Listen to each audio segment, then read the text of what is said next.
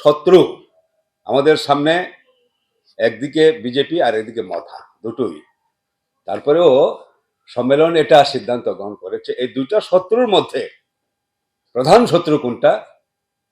প্রধান শত্রু বিজেপি। আমাদের রাজ্যে আমরাও এই সিদ্ধান্ত নিয়েছি যে বিজেপিকে পরাস্ত করতে হবে আগামী দিনে। তার সঙ্গে মথা যে তার চরম ব্যর্থতা এডিসি পরিচালনায় এবং চরম উপজাতি স্বার্থ বিরোধী যে নয়া ফেসিবাদী বিজেপির সঙ্গে তার যে এই সুবিধাবাদী আঘাত, তার সুবিধাবাদী চরিত্র, তার ব্যর্থতা, তাকে আমরা এক্সপোজ করব আগামী দিনে এবং বিশেষ করে এডিসি নির্বাচনের আগে। তারপরেও শত্রু আমাদের সামনে, একদিকে বিজেপি আর একদিকে মথা, দুটোই। তারপরেও সম্মেলন এটা সিদ্ধান্ত গ্রহণ করেছে এই দুইটা শত্রুর মধ্যে প্রধান শত্রু কোনটা? প্রধান শত্রু বিজেপি। এই বিজেপিকে পরাস্ত করার জন্য যারাই আমাদের সঙ্গে আসতে চায় তাদের সঙ্গে আমরা ঐক্যবদ্ধভাবে লড়াই করে বিজেপিকে পরাস্ত করার চেষ্টা চালিয়ে যাব, এটা আমাদের সম্মেলনের সিদ্ধান্ত।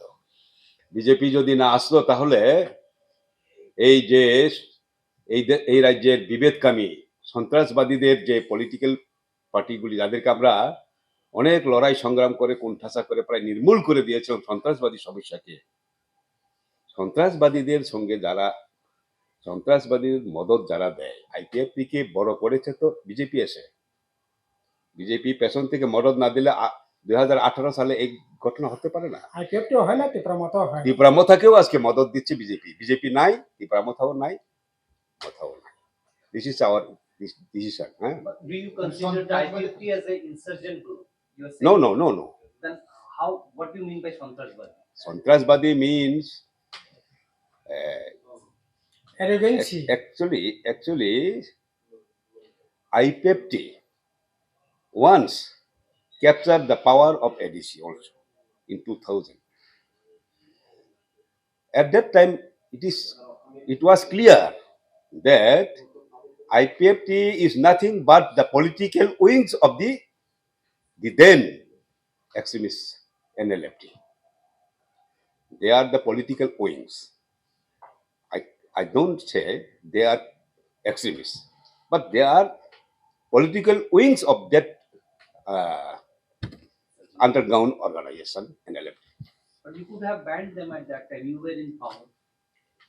Yes, we know, but any political party, they have their right to work in a democratic country. It is their democratic right.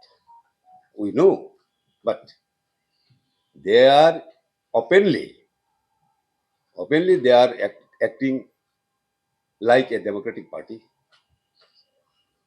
They have registration, so